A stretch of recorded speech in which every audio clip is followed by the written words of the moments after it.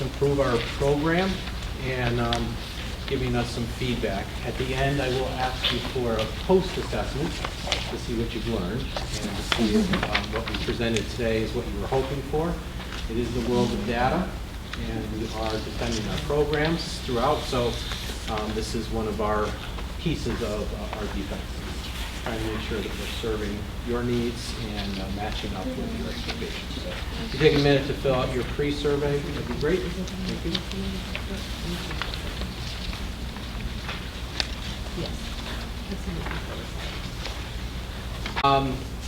We did provide some materials on the table over here.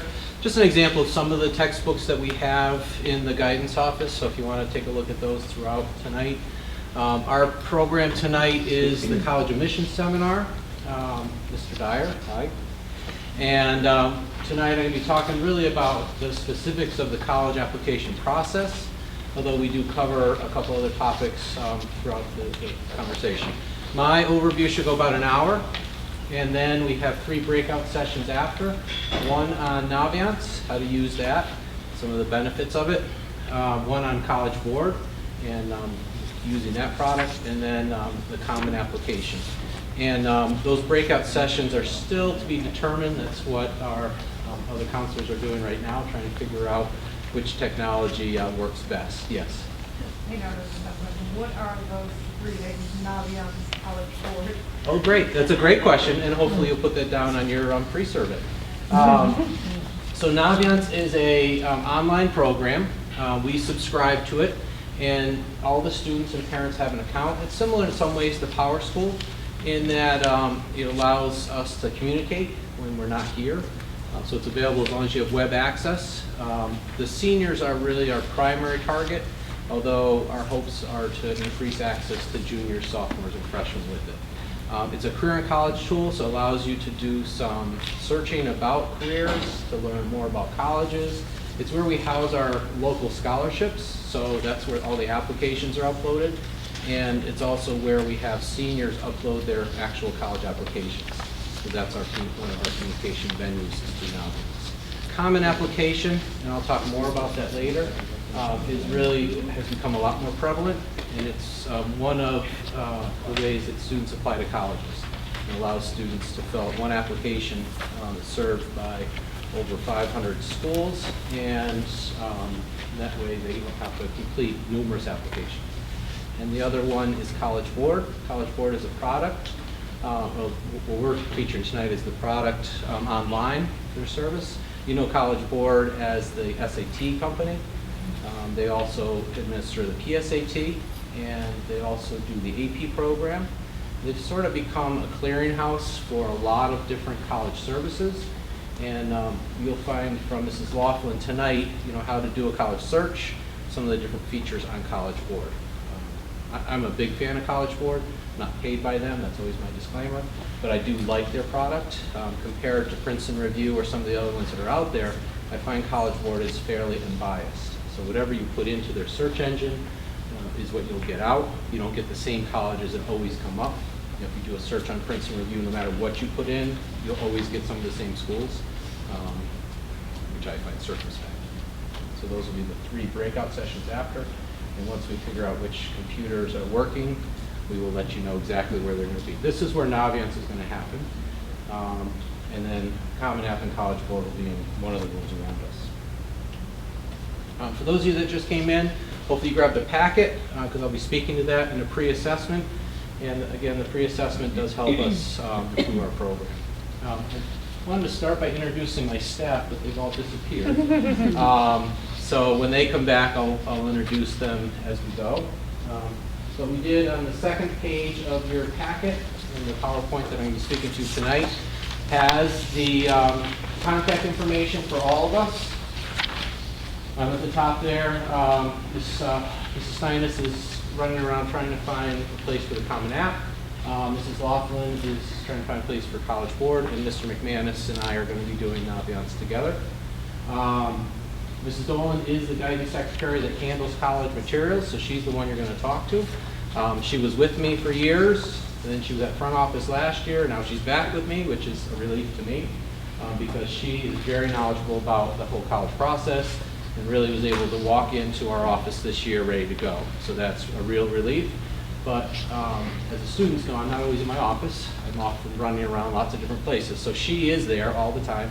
She's your contact go-to person. She will get me whatever message I need, and same thing to Mrs. Stantz and Mrs. Laughlin. Our phone number is the 868-6218, and then our emails are there in that contact list as well. Like I said, I'll introduce them when they come back. Yep. That's a great question. And so each school is assigned a college board code, CEB code. And so our CEB code is 0708370.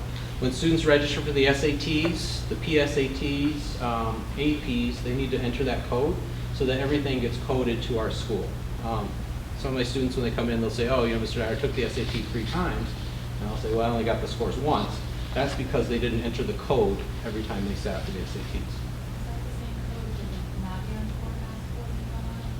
No, that's a different code. Yep. This code is important because when you're applying to college, it'll ask for your school code, and this is the school code. So that when your college applications ask for your school code, that's what it is, 070830. It's almost like we should memorize it like our social security number. All right, this senior timeline, and typically I blow this up, and I didn't in yours, so I know it's really small print.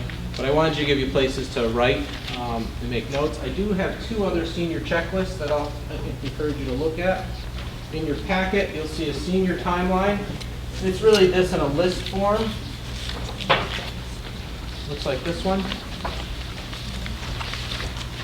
And if you go to our website, we're playing with it, and right now I'm really proud of it. It's not quite where we'd like it to be, but it's close, and it's very good. It has the junior, senior, and sophomore timelines on it, so if you go to the website, you can see those.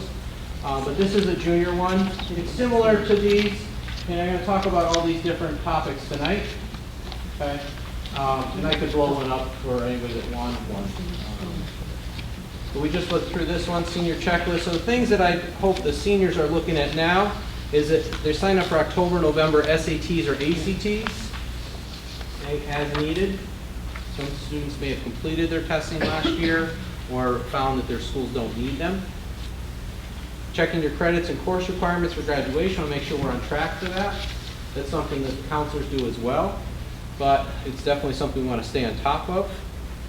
Deadlines for college applications. We were in a senior project last week, and that is one of our primary hopes, that right now the seniors are looking for when their deadlines are.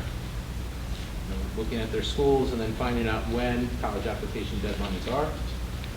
Arranging for teacher recommendations, dates of college visits coming to Chicago, talking about that early decision, arranging for college visits, interviews on campus, and then October, sign up for December SATs, ACTs as needed.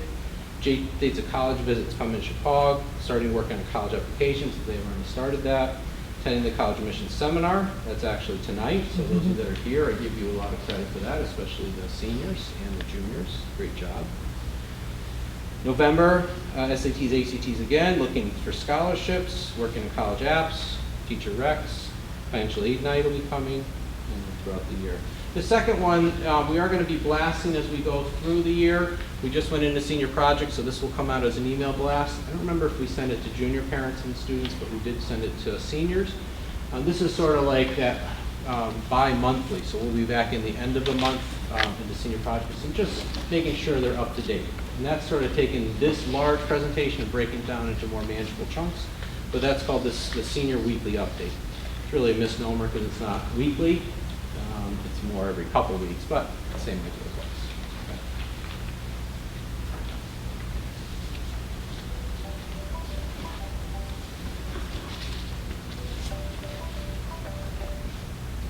Okay. So the things that we should be thinking about now, and a lot of this is list-driven, is looking at what is that next step. I'm assuming that by coming here tonight, most of you or all of you are thinking that college is the next step for either you or your kids. And starting to develop that list of schools and which schools are going to be on the list, which schools are we definitely going to be applying to, maybe which schools do we still need to visit, which schools are off the list, but really trying to think about where is that, that list in our post-secondary option. That's sort of the first thing. Once we have that list down, a lot of other things fall into place pretty quickly. Okay? Developing that list is a much longer conversation than we have time for tonight, but that idea of putting that list together, trying to figure out, which schools we need to still visit. Maybe I like the school online, but we haven't seen it yet, so we have to get out there. Maybe I need to talk to the rep more, decide if this is a place, a good connection for me. If not, that may come throughout the year. You may end up applying to schools that you haven't visited yet because you just haven't had time. As you start looking at your calendar and everything else that's busy in your life, it's not always easy to get to all those campuses before the applications are due. So it's much better to spend the $50, apply, and then get onto campus. Once you've done your initial view, you can see a lot of things online. You can usually do a tour, you can see a video, see pictures of the campus, look at the map, make sure the academic programs match. Once you've done that initial search, you've got a pretty good idea. But sometimes that feel is different. We'll talk a little more later. Second thing, and some of these you can do tonight. The parent questionnaire, and I've gotten quite a few of those back from my students already, but for the senior parents, this is an important part of the process for us. That gives us more insight. I had a young man today that I was meeting with about his interview, because after I get these forms from students, I'll sit down with the students and do an interview. His parents shared something in the parent questionnaire that he hadn't shared, and it was a nice extracurricular activity that he hadn't said anything about. And so I asked the question, what is this? And he said, oh yeah, I do that. Oh great, that would have been nice to know. So sometimes in the parent questionnaires, I'll get nice words that the student says, oh yeah, that sounds like me, but they didn't put on their brag sheet. Or other tidbits that the parents say, would be helpful in that process. So those are all really important for us when we get that. Not required from our office, but something we like. The release of student information form is one that you can do now. Please. That was a parent questionnaire. Okay, it's also available online. The release of student information form, this is a one-time, it's good for 5 years. And if you haven't done it, pull it out, grab the pen, sign it, have your student sign it, and return to us. Okay? What this does is it gives us permission to send out your materials to college. Okay? Without this, we cannot send out the materials. This is the one time, what I said to the students when we were in senior project, is that I get alumni that'll call me. They graduated. They're either transferring or they've decided to apply for the first time. And they say, hey, Mr. Dyer, I'd love to have my transcript sent to such and such a school. Could you do that? As long as we have this, we can. Otherwise, they have to then fill this out. Not a big step, but something extra they have to do. And the autobiographical sketch, there isn't one in the packet, but that's something I've given out to the seniors. It was also mailed home. That's really the brag sheet from the seniors, and it's one of the things I require. I know Mrs. Steiness requires that seniors complete before we will write a letter of recommendation. Okay. There's also a resume form that's attached to that. If students have done their own resume, they can put that in instead, or they can complete the resume worksheet that's a part of that autobiographical sketch. Again, available on the website. Once we've gotten through that part, we start looking at the college applications and doing a rough draft. A lot of my students that are meeting with me now are already at this phase. They've started looking at their Common App or other college application and starting to work on that. For the junior parents, this is early. Juniors, probably early in the process. This is something maybe you do next spring to look at what a college application looks like, get an idea of it, and maybe do a rough sketch. But really, if you can't do them until the new Common App comes up or the new applications come up. Because if you do the 14-15 one, it isn't the one that the colleges would accept for 15-16. Maybe good practice, but not when we want to submit. Okay? Fall college testing we already talked about, and start that college essay or work on that rough draft. This process can feel completely overwhelming. My son is a junior in college. I know I don't look anything old enough to have a junior. Thank you. I appreciate that. But we did survive the process. It is survivable. Those of you that have had kids that have gone through it know that this is doable. But it is one of these large projects that takes time, takes attention, and takes time. It isn't something we're going to sit down and do in a night. Often when I tell seniors that, they're like, oh no. It is something that really we need to work together on. One of the quotes that I heard a long time ago from the alumni rep from Yale was that when his son was going to school, his son was going to school. It wasn't him that was going. And so his comment to his son when they went to visit was, that was interesting. And really, it's going to be your son or daughter or you guys that are deciding, is this a good fit for me? Because the school that I went to, and this is something I had to learn in the process, I really loved. Not the school my son loved. That was one of his first reactions. This is not the school for me. Okay. The school for him was a 4-year, small, liberal arts, where he could really be involved in campus and looked like a lot of the pictures that you see in the magazines. That was the one he really loved. So that's something that, as you go through that process, to be in that same page and to be honest up front about what we're doing and what will work for our family. Senior stressors. Senior year is stressful. There's a lot going on between senior projects here at Chapag, between the college process, between senior classes, and also thinking about that next step. For some seniors, that next step is a big stressor. Thinking about the idea that of the unknown, what is this college thing going to be? And I really encourage you to talk about what will freshman year look like. How will things be different? How will we stay connected? How often can I come to campus? Can I come every weekend? Can I come 3 times a week? Right? That's when they start talking about living in Hawaii. Okay. So what will that year look like? Start managing that ahead of time, getting them to think about it. Because I find with seniors, they really are thinking about now, maybe the end of the week, what are they going to do with their friends, and not thinking about next year. For the students, same thing. What will next year look like? What will it be like being on campus? Will it be like being 3 hours from home? Or 6? Or a plane flight? Okay. So we start thinking about the schools, looking at appropriateness of the schools. These are some of the suggestions that we have from what you read. And there is a plethora of information on the internet to be able to look at schools nowadays. Without ever leaving your device, you can go on a tour, you can learn about the majors, you can look at videos of the school.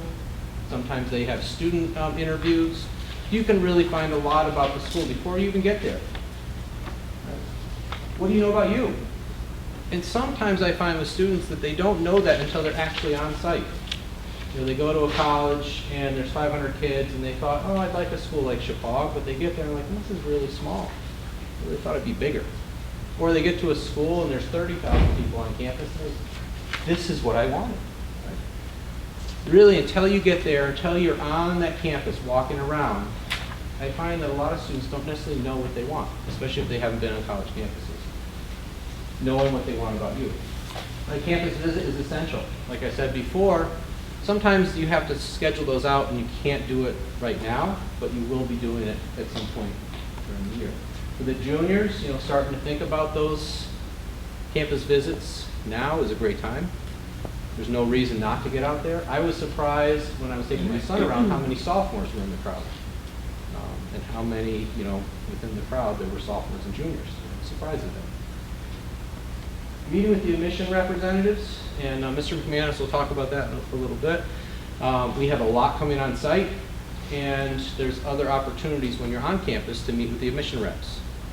A lot of times when you're doing the CAN tour, the tour that's set up ahead of time, you don't have a lot of time to sit down with them, but some of the smaller schools will set that as part of that tour process. And if you have that opportunity, you want to make sure that you check that off as something you can do. Cost. Colleges cost a lot of money. There's just no way around that. We look at UConn as one of our markers, that $26,000 to $27,000 a year, as being an affordable state school. That's a lot of money. When we think about it for 4 years, I tried to explain to the seniors the other day when we were talking about this.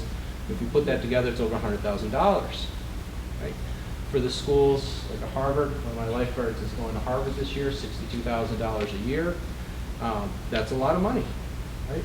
So, the investment, what the family's ability to pay, how much we can bring to the table, is an important part of this conversation. I don't feel it should be a limiting factor at this point, but it needs to be something we talk about. My personal belief, and one of the reasons I'm here, one of the reasons I'm talking about this, is that education, getting that degree, is one of the best ways to ensure a successful life. Isn't an automatic guarantee. And I know that there's people on the other side, my son being one of them, who's getting a nice education, will say, college isn't everything. Well, yes, but it does provide you an opportunity to do something in your life that you may not have had otherwise. So cost is something that needs to be talked about and needs to be looked at, because the costs vary. And what schools will give you or what schools can offer you as a package varies. And I'll talk about that a little later too. An overnight stay if possible, maybe even stopping in on a class if that's something available, especially as we get closer to that final decision in May 5th, the national commit date, trying to really decide on those final schools, going back and visiting again, and once you've been accepted, trying to get that final decision of which school you're going to pick. Okay? And I encourage you, when you're on campus, if you know the major program that you're looking at, to make sure you see those buildings, make sure you see that part of campus, because it varies. Just because they have engineering doesn't mean that it's a prominent program in the schools, so you want to make sure you see that. I use the example of my cousin who went to Conn College. She was an education major. Education was a teeny little building, almost off campus. It wasn't a prominent major. She also was a math major, and math had this huge building, a lot of resources. And so it's really important to look at the major on campus and what is it that they offer for that major, what kind of resources they bring to bear for students. Applying to college, really they range. Some schools open up rolling August 15th. So I've already had students that have applied to school this year. Some schools won't, they'll keep it open until August of next year. You could apply, August over the summer and still get an acceptance at some schools. Not typically. Typically, schools are looking at application from September to March, although we've seen an earlier trend. So really by January, most of our students have applied. I push an early application process because I do think it gives students a slight advantage. Applying early, especially to our competitive universities and schools with rolling admission, because one of the issues that our students are facing today is volume. There is a lot of students applying to a lot of places. So the volume is a big issue. And so schools are looking at that, and they fill up their roles earlier, and therefore they stop admitting. We've had schools in the last few years that even though they say rolling till April 15th, some of them have cut off much earlier than that, weeks to months earlier, because they've met their quota, even though they say they would have accepted till April 15th. So it's something to get going on. Early action, early decision. The two differences on those: early decision is the binding contract. You're only applying to one school for early decision. If you get in, you're going to that school. Typically, students that apply early decision are going to apply to a couple different schools, but if you're accepted to your early decision school, you have contracted with them. Typically, that's me signing, or your counselor signing, the student signing, and the parent signing to go to that school, early decision. Early action is more just getting your information in and getting an answer sooner. So it's not binding. How am I doing so far? Good. Get any questions? Anybody want me to explain anything more? Okay. The other decisions that go along with this, the decision plans are rolling, which we talked about. Basically, rolling works with, they open up the door as soon as the information gets in. 2 to 3 weeks later, they give the students a decision. Regular is more the decision plan people of my generation or before would think of, where there was like a set deadline, January 1, December 1, March 1st. That's the deadline to get everything in, and then some point later, weeks, could be months, they'll give you a decision.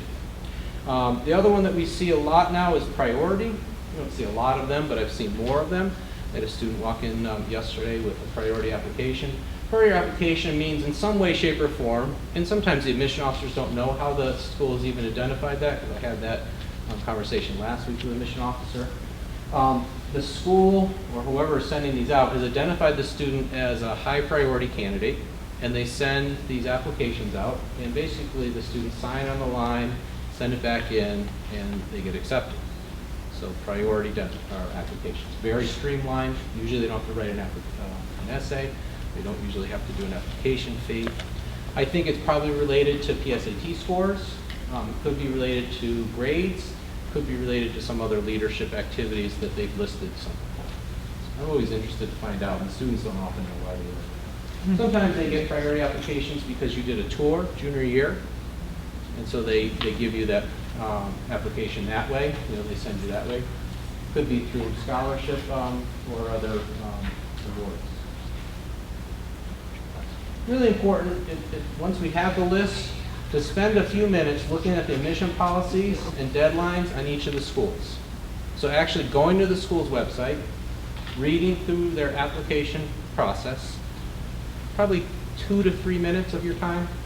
So if we have, let's say, 6 schools, maybe an hour, once we go around and make sure we've got all the other details, because we don't want to miss any of the details. Each school has their own process. It could be that they go to Common App. And if that's the answer, then we just go to Common App. That's easy. But the school that I went on today had Common App that had like 3 other steps that students need to do. So that's important to know. Transcript requests. In your packet, there's an example of transcript requests. It looks like this one. And then the pink one that goes along with it. Okay. Transcript request is really like our shipping label. When you go to the post office and you want the box shipped to North Carolina, and you want it to go priority, you want insurance on it, they ask you to fill that form out so that you get it right. This is a similar form for us. This is one per college. These forms are due in 3 weeks before the deadline, so that's what the pink sheet tells us. That gives us time to process and make sure that everything gets out in a timely fashion. Once a student knows the colleges they're applying to, this should take 2 to 3 minutes, maybe 5 at the most. Okay? And they just fill out the top. There's some information on here that could take longer if they haven't done that.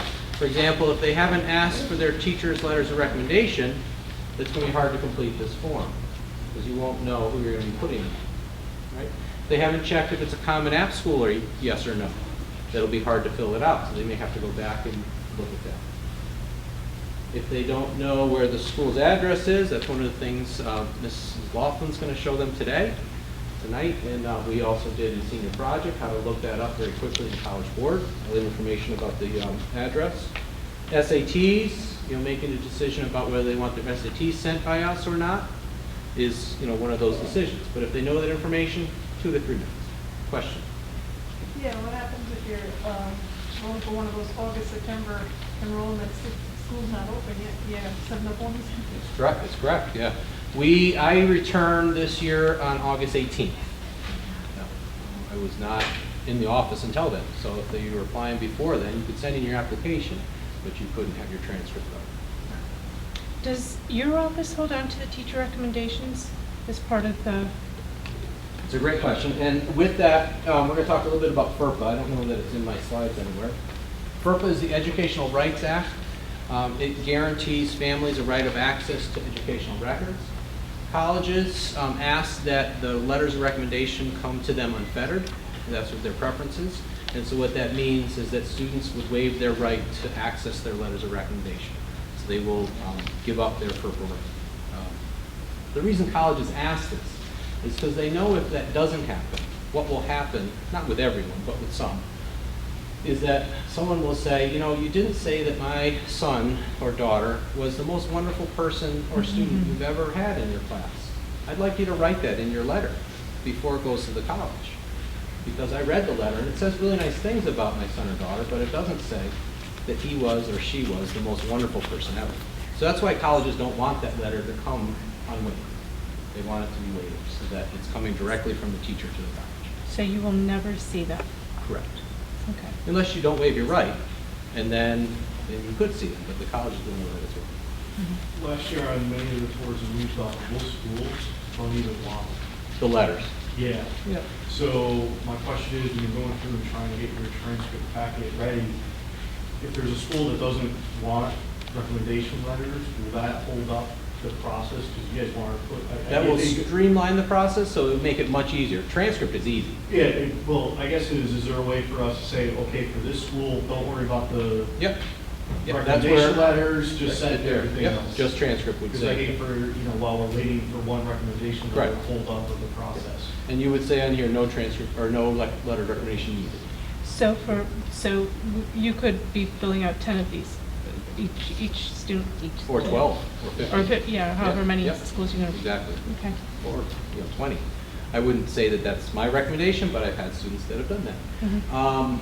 With that said, my experience in looking through the Common App, at least those 500 schools, is that most of them require at least one teacher, one counselor, and some are requiring 2. It really depends on the school. But I had 2, the early application I had no requirement and just needed a transcript, gone. That was easy. It's the other pieces of the application, the pulling those letters of recommendation, take a little more time, and that's why we want to jump on it. So EDEA, one of the things I say about early decision is that students really should have been talking about early decision for a while. At home, you probably would have heard this conversation about early decision, that this was the school they were looking for, that they've talked about forever. It shouldn't be a Monday morning decision. Dad, I think I'm going to apply early decision today. No. And what school was that? I've never heard you say that school before, right? This is a binding contract. You always get the question, what happens if you don't honor that contract? I've never luckily had to be in that situation except for once. And the dad had lost his job, and so their financial picture had changed. The college would not honor that change of income, and so they released them from that, and he was able to apply to another school. So that was a win-win in some ways. But in other situations, I've had students express regret after they got into their early decision school. It gets to be the spring, and they had heard from other schools they got in, and they had changed their mind. I've never had a student not go to early decision. I take my word seriously, so I'm part of that contract, and that's why I really want people to think about it.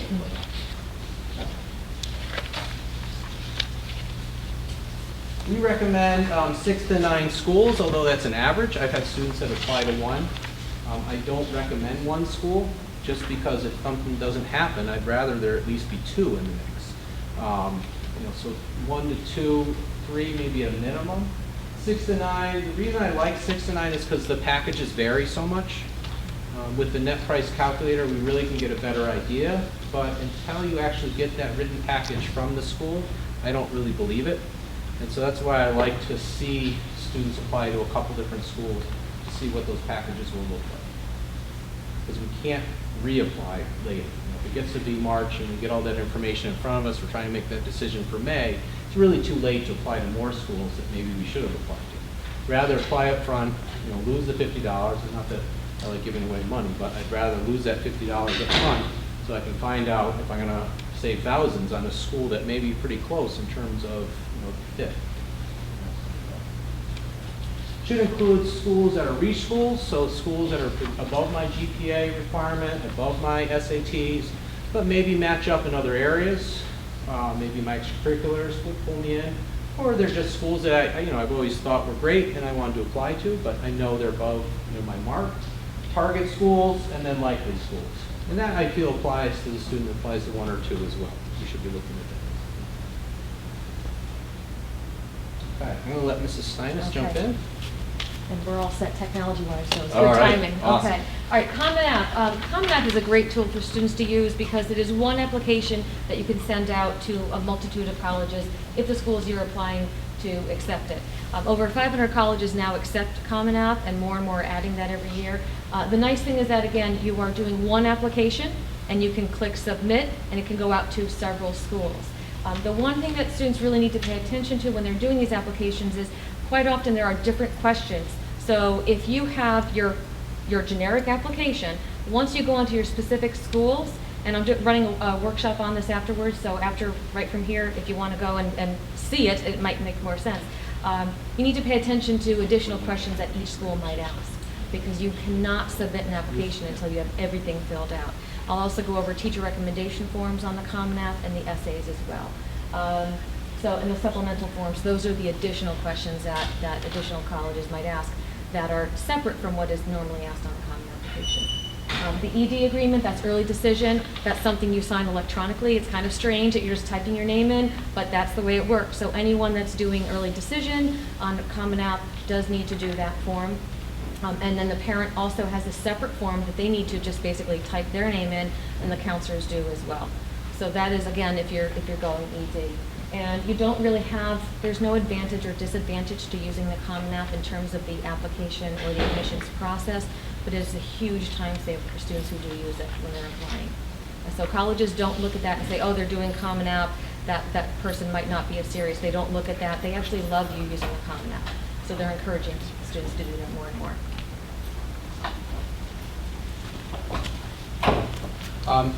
Quick screenshot of the Common App. And last year we had a lot of problems with the Common App. I made a policy decision the last couple of years to dual file. So we paper file and we electronic file. Last year I was really glad we did that. And we're going to do the same thing this year, although this year I'm not as worried. It seems like the bugs have been worked out of Common App, and it seems to be working.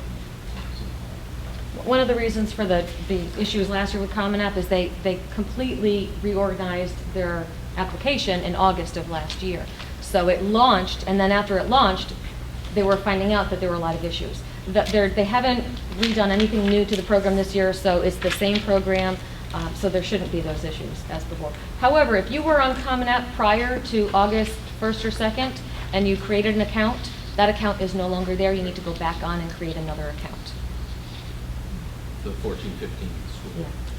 Online application, so Common App does cover quite a few schools, over 500, but it isn't the end-all be-all. There's a couple other products out there. Send EDU is one of them, Connect EDU is another.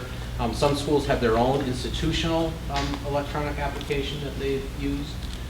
So we need to be aware of those.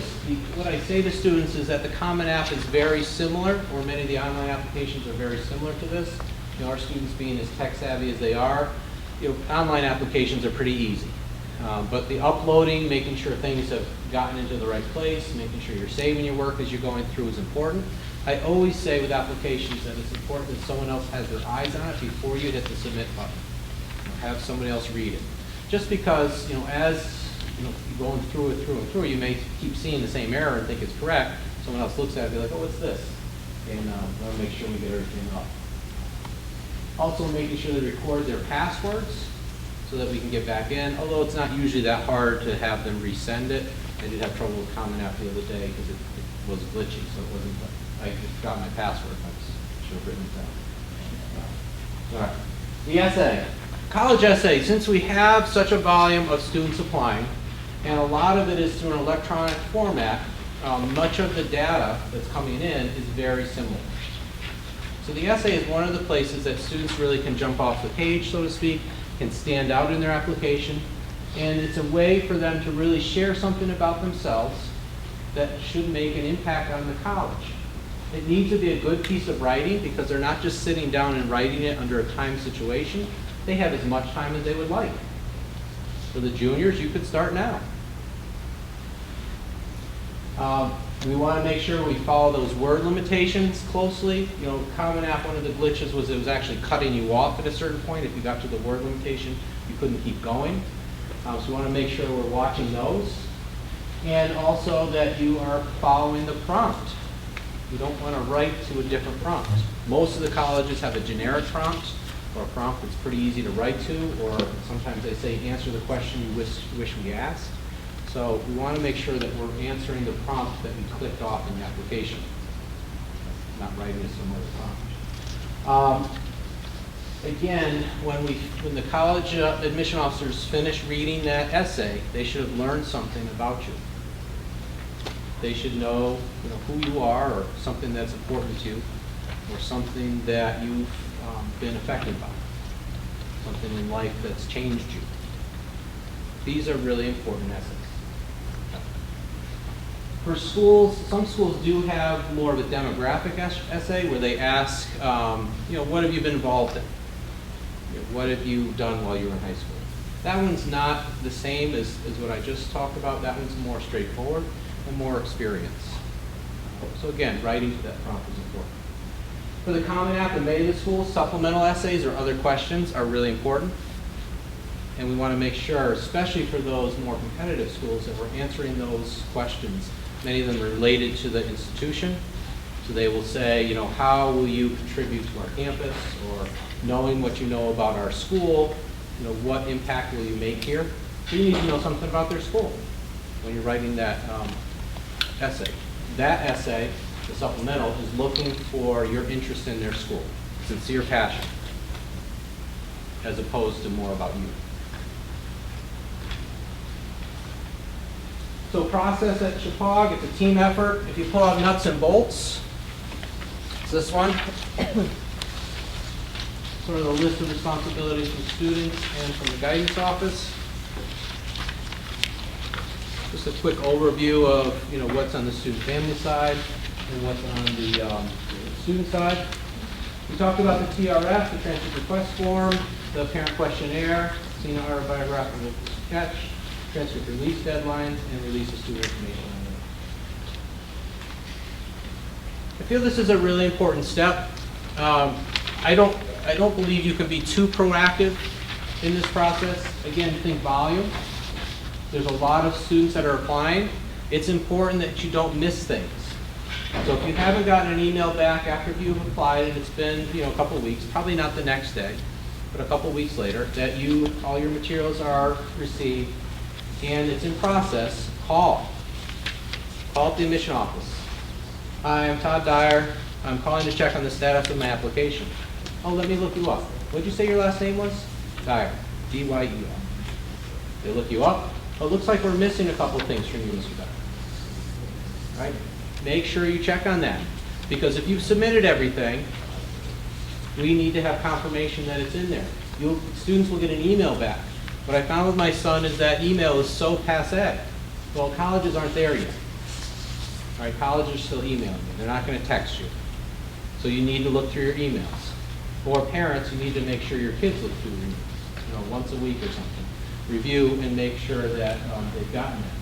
You may get a postcard or a letter in the mail confirming that all the materials have been accepted and that you're under review. Okay, that's what we want to find out. Everything's in there, because we don't want to wait and have your application get canceled. If you're not sure, students, you're welcome to come into the counseling office. We'll call. It takes 2 minutes. Find out if everything is in. Okay? Even though it is the families or students' responsibility, you know, that's a call that I have made quite a few times, as has Mrs. Steinis. You know, I haven't heard. You know, well, let's call. Pick up the phone. It's not that big a deal. They get that phone call all the time. They're used to that phone call. Okay? And unfortunately, I've had those moments where things have been sent in. I know they're there, and the people on the other line are telling me they're not there. And then we just make sure that they go and find it. They've either misplaced it or they put in an extra S at the end of the name. Who knows what to do. Sending grades to schools. We will send the mid-year report and the final report as part of our process. Okay? We do that for Common App automatically. If it's another school that requires it, then we will need the forms from the students. We won't automatically do that. We only do it automatically for Common App. Okay, so if it's a school that you've applied to online that requires your first semester grades, you'd have to give us that form or tell us that, you know, my school needs that. Quarter one is a request in writing, so you can send us an email. Mrs. Dolan, you can email me, Mrs. Steinis, Mrs. Laughlin. You know, please send out my quarter one grades. My school requires that. We don't automatically do quarter one grades. There's not that many schools require. Okay? And then final grades are automatically sent to the school that the student tells us they're going to be attending. As long as that hasn't changed, when we hear it in your graduation, we will send it out right after school. Okay, SAT 1s, SAT 2s, ACTs. If schools require them and you're still working on your scores, then yes, take them this fall. October, November, December, January. For those schools that require SATs, and those are schools you really want to attend, and maybe you're below that mark, we want to work hard at getting those scores up to give yourself the best chance. Studying, getting extra tutoring, working through the College Board site, you know, using some of the classes that are coming up. but trying to improve those scores to match up. If I'm already above the score level, so say the score mark is a 550 and I'm at 600, okay, my grades are really strong, SATs may not be as much of a factor, taking them again, especially if you've already taken them 3 or 4 times and the scores have all been pretty close, right? If we're looking at improving, especially for those target schools or the reach schools, this is the time to do that, to work on those scores. Okay. ACT is the other, the test, so that's the one that's become much more popular in recent years. Many of our students have done very well in the ACT. Some do better on the SAT. I had a great success last year with a family that really focused on the ACT, and they bumped their scores incredibly. Like, I was amazed at the growth that they had. But they also put a significant amount of time outside of school into studying for those tests. But it is possible to boost your scores with a lot of practice. For those students that SATs or ACTs don't reflect their academic progress, so I'm an AB student, I've taken the tests, let's say 4 times, really, doesn't match where my score range is. There are schools that either have options of test submission or don't require standardized tests. They may have other alternatives, a graded paper in English or some other form of assessment. Okay? So Fair Test is a website that gives you a list of those schools and their policies for optional testing or not testing. Typically for SATs, ACTs, APs, schools require them directly from the testing service.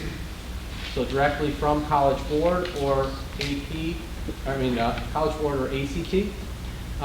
Some schools do not require it and they'll take it off our transcript. So that's one of the things to read on the application process. Because it could save you a little bit of money for those schools you don't have to send it to. But most schools do require it directly from the testing agency. So that's something to be aware of. And when you've finished applying, if you haven't done this, it's still something you've got to send.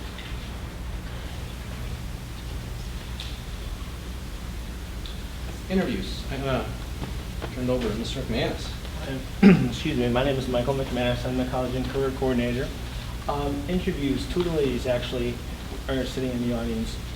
Heard this explanation this morning. We had the representative from Quinnipiac University here, and she asked if the girls that were in the group, if they should go for the interview even though they're not required. The representative from Quinnipiac said it's absolutely important that all students go whether they're required or not. Some schools don't actually say no, they're just too large, they won't do the interviews. But the woman from Quinnipiac explained it's that aside, everyone sends their grades in the transcripts, the usual stuff. They're all pretty close grade-wise, most students. Aside from the essay, the interview is what sets you apart from other students. They get to see the name, the face. That goes with the grades, with the extracurricular activities. So it is very important to make a good first impression with the college representative.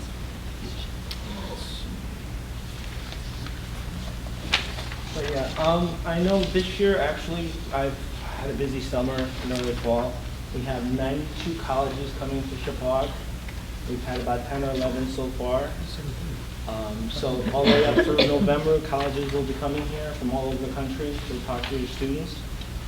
So needless to say, we'll be busy. I'm sure everyone's gotten emails from me at some point listing college upcoming visits and such. 6 minutes. So any students that are interested in them, please send them to me to talk to them. But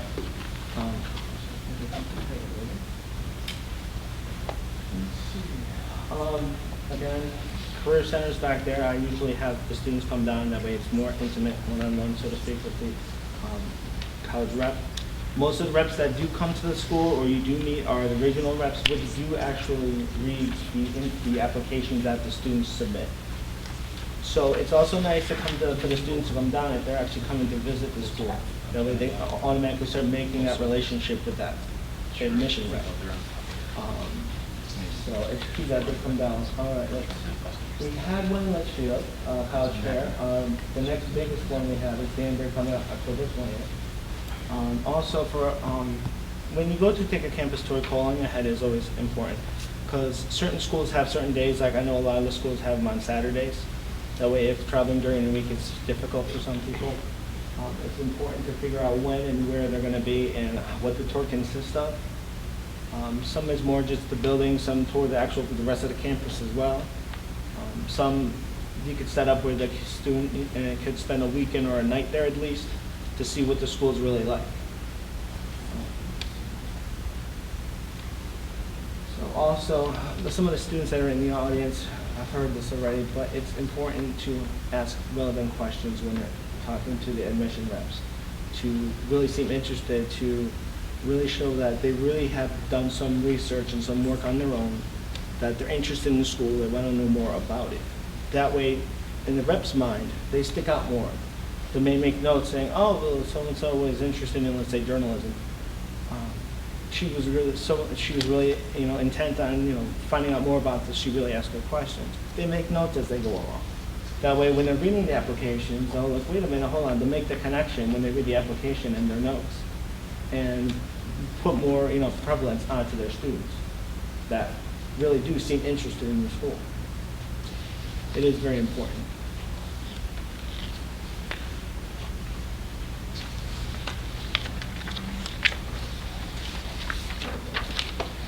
Thanks, Mike. No problem. And Mike, how many college admission officers do we have in site this year? 92. Okay. That's really impressive. 92 schools are coming to campus. At the Litchfield College Fair last week, I stopped and walked around and tried to hobnob with some of the admission reps. And one of the reps said to me, he's like, yeah, of course I'm coming to your school. We love your students.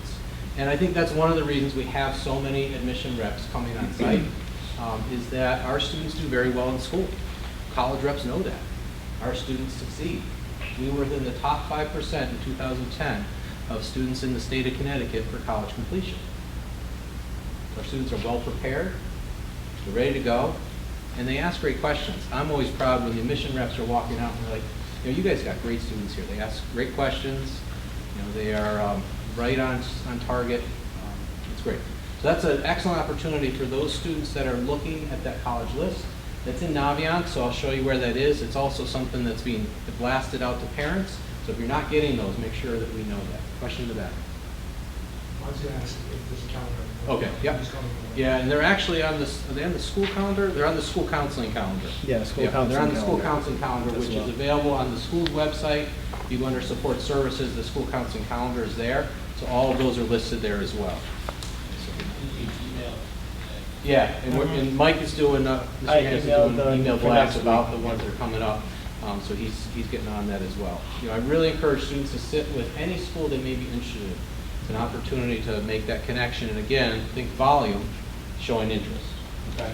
There's a recommendation. Most schools are requiring 2, especially looking at competitive schools, although there are those schools that don't require any. Even with those, most of them are looking at a school counselor letter of some variety or some type of update from us. But more of the competitive schools are looking at 2. Typically, if you're looking at liberal arts, I encourage an English or history and a math and science, from those two different disciplines.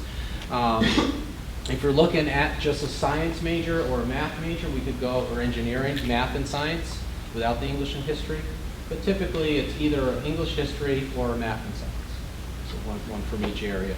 We like to go with teachers that are relevant, so within a year, so junior year or senior year. If you had a teacher sophomore year and you have them again senior year, that might be a great letter, right? But we want them to be able to talk about how you are as a student, how you performed in class, what were your strengths and weaknesses, and how you're going to do in the college level. That's what we want them to be able to talk about. Juniors were encouraged to reach out to their teachers in the spring. Seniors have been re-encouraged to reach out to their teachers. So this is that time to do that. There are some teachers that write for quite a few students, 30 to 40 letters, and so those teachers sometimes get overwhelmed and will say no. It is not part of our teaching duty or the teacher's duty to write the letters of recommendation. It's above and beyond. Teachers do it because they want to see students go on to college. They want to promote them into their next steps, but they do not have to write letters. Teachers here are very willing to do so with the notice that they need and in materials. I think they get grumpy when they're asked on a Friday and the student says, I need it Monday. and that's not good planning on the student's part. That's not a great situation for a grade letter.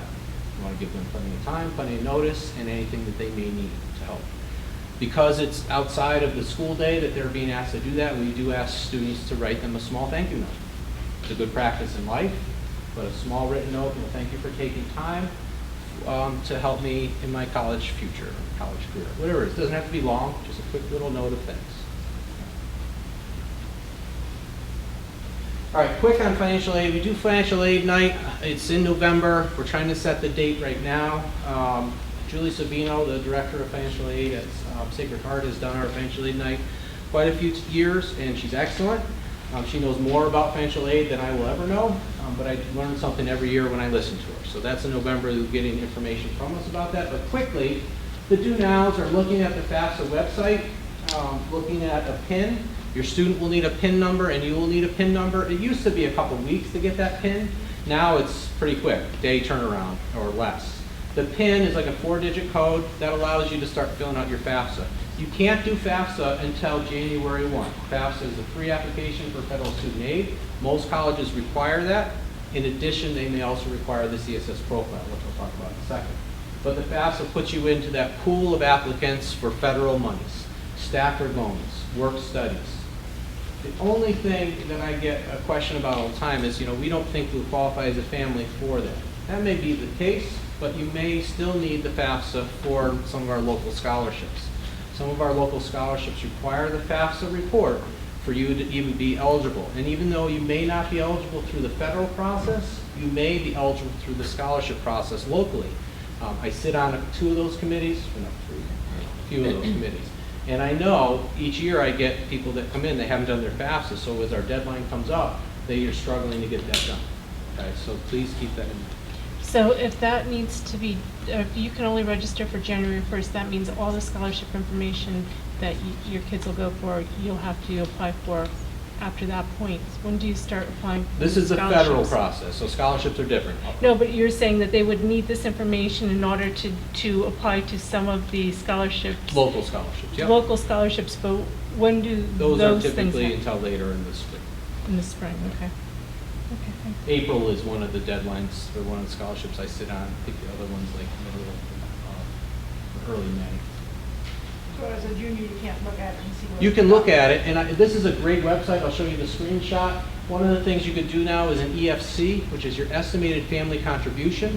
So you could find out what the federal government thinks you should be able to pay, you as a family. It'll be some ridiculous figure. Usually the price of a new car, a really nice new car. And, you never know. Like, I look at that figure every year. I'm like, how do they think I can pay them? Like, where's that money going to come from? I would think that's funny. So you could do that now. Fun time.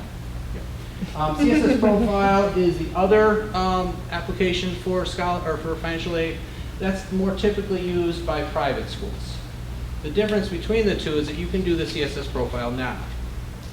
So those of you that are looking at private school applications, you can start that CSS Profile and get that working. It's a College Board product, and it does cost money to apply to.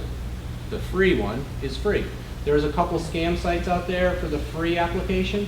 If anyone asks you to pay for the free application, then it's not the right site. I had that situation last year with a family that I found out because the student came in and said, Mr. Dyer, I need my mom's credit card because I have to pay for my free application. I said, that matches up. Let me look at it, and it was some other scam site. It did send in the application information, but I was wondering, because it's not federal government, what were they doing with all the other information they were pulling out of that family? It made me very suspect. We didn't end up doing it that way, but you should not be paying for FAFSA. It is the free application. Make sure you meet the deadlines, okay? And some schools have their own financial aid process. You'll hear more about that in November for our financial aid night, but that's really important. In addition to the FAFSA, in addition to CSS Profile, they may have another form that's like a university form that you have to fill out. You would go to their financial aid website and look at that. Again, 5-minute check to see. That's sort of down the road. EFC estimator, the net price calculator we just talked about, and financial aid. Okay, this is what the FAFSA website looks like. Real pretty, a lot of happy students. Here's the CSS Profile. Again, happy people. Right. This is the net price calculator. The federal government a few years ago instituted a requirement that all schools basically give a sticker price for, what your student's profile, what's their typical package. And so all schools have to do this. Not all schools have it easily accessible. This is Williams. I just went to Williams and looked it up, and there it was. So theirs was pretty easy to find, but not all schools, their net price calculator are that easy. This takes about 15, 20 minutes. You plug in your information, and it spits you out a rough estimate of the price, which is pretty close to what the actual sticker price would be for your student to go to that school, based on grades, SATs, activities, demographics, stuff. Okay, scholarships. We're going to review that in Naviance tonight. It will also be up on the guidance website. The new list is not up yet. And it's really important to check with your employer, credit union, or other organizations you're affiliated with for any scholarships that may be, just particular to your situation. Searches that you can do now are FastWeb, FinAid. There's some other sites out there. College Board has a nice scholarship search. For the juniors, that's something you can start now. Seniors, definitely, once we finish that college process, or if you got extra time in your hands. And then checking with the colleges to see if they actually have scholarships that you could apply to, and what's that process to apply to their scholarships. Some are automatic, some you have to send an application.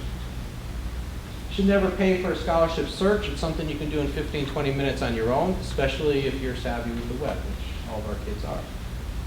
Undecided about going to school, not sure what that next step is, that's where the counseling department steps in. And we are here to help, so we want you to sit down with us and really hash out what are those next steps, what will it look like. NCAAs, we're actually in the process of setting up an NCAA night. Mr. McManus is on that, I think November 19th, there'll be more information to come. So those students that are looking at playing in school at the D1, D2, or possibly the D3 level, we'll talk a little bit about that as well, because the coach we've got has done D1 and D3. What will that look like? Mrs. Steinis is our NCAA guru, so if that is one of the things that's in your future to play sports at the college level, she'd be one to reach out to. Okay, great application, extra time, extra effort, and in your packets you'll find there's a checklist of two other forms that I didn't reference. Application checklist, this is just one example of them, but you can put all the applications, the schools you're applying to, or make a couple copies and then sort of keep yourself organized. I like Naviance to do this. I'll show you that as well. That's an electronic organizer. So this is the paper one. In your packet, this is the additional student credential sheet. This is just an example of one. This is Sammy Spartan, not a real student. But in addition to the grades that go, we also send community service hours, the senior project, and academic commitment points. Okay, so those are three of our learner outcomes that we measure at Chappaqua that are part of our transcript. So that's in your packet as well. The green sheet, I make it green because of money. Not many people get my humor. But this is some financial aid websites that we like. This will come back out at financial aid night as well. Mrs. Steinis and Mrs. Laughlin are handing out our post survey. And so if you could just take a minute to fill out that post survey, and then we're going to break into three different workshops, and I'm going to let them tell you where they're going. I appreciate your time. For those of you that are staying, I appreciate you came out tonight, and hopefully you'll learn some good information. I will take a few questions before we break if we have any questions. Yeah. So on the ACT website, Yeah. it says that September 18th is the deadline to have the ACT organization send your scores to the school without a charge. Oh, that's interesting. Yeah. Okay. So if you think you're done with the ACTs, right? Yeah. And if you want to check that, but then now I'm thinking, well, what if Brianna's going to take one on October 25th? And Right. do you really want to check that? Do we want to send those scores or not? You By think, me. is she going to take it again? Well, not before tonight, I Right. wasn't thinking about it, Yeah. now maybe. Mhm. So I would say do not have them. So they would get the scores from before, you would still have to send the new scores, Right, because we want them to get the old ones. That's a question I'd have to actually look at. And also, when you're doing the application, it typically will say, when did you take your tests, and then test to be taken. So she could always indicate that she's taking them again in October, so that when the college does get the old scores, they'll know that there'll be another set coming after that. So you should take So- advantage of the date of September 18th and Mm. have them sent.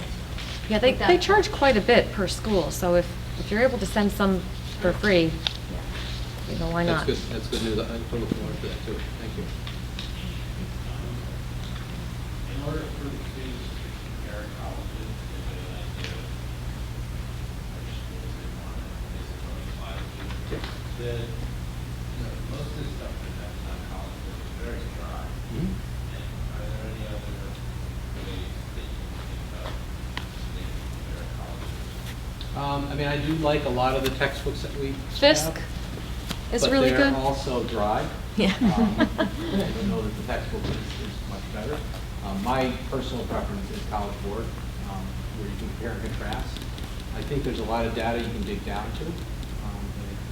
Ms. Laughlin will talk about that tonight. Bless you. But a couple of the other guides. like- CapEx.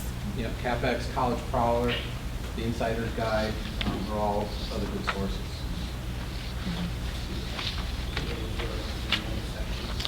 Yep. So, well, they're actually in the guidance library, so they're in the guidance office, but students can come and sign them out with us. And the College Prowler is one that's online. So that's one that a couple of my students really like because it's sort of an insider's view. It's the student's voice. College Prowler, yep. They can like chat about what they like about the school or not. Yep. College essay, we talked about maximum word count.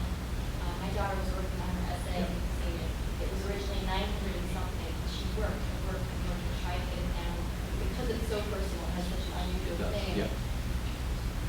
And I sat with her, we're at the point, we just really can't cut out any more. I would say, this is what I said to her the other day, if she can upload it, if it'll let her, go for it. And, you know, they'll read it. If it cuts her off, though, that's going to be a problem. That's the problem. That'll be part of the problem. So I think she needs to look at where she's putting it in. She's down to like 731, it's supposed to be Yep. I know. bit of the end. No, I know, right? That is what it is. It's a great essay, so I hear the struggle. But if it cuts her off, that's a problem. If it lets her put it in, I'd say put it in. Some of my schools aren't using Common App, like when I ask them to look at activities, I can only list 5 or 6. And that's where we would send the resume of your activities in addition, so we can mail that. And that would be one of my encouragements for having the resume, is so that you could send a nice looking resume along with the materials that you mail. So should I just pick like the 5 most important to put on the athletic? Yep. Resumes also come in handy when you're doing scholarship applications. Right. Other question? For a resume, do you have an outline of how We to? do, yep. Okay. There's a couple different outlines that we like. You know, the worksheet is part of that senior autobiographical sketch that's up online. I think there's an example on the website, but if not, that's something that we can have. I do have them in the office as well, some of the young students. All right, so we have 3 breakouts. The Naviance is going to be here. Then Mrs. Steinis is going to be taking her group to Common App. Yeah, we're not in C20, we are actually right Take off your- of, yep. a room off of a room. So those who want to do Common App, I'll just lead the way. there. And then Mrs. Laughlin is going to be taking the other group to the College Board workshop. I would just ask that you leave the post-assessments with us. You can leave them on the table on your way out. Either if you've completed them now, great. If not, before you leave tonight. And thank you so much for coming out tonight. Those of you staying for Naviance, please stay. I mean, Common App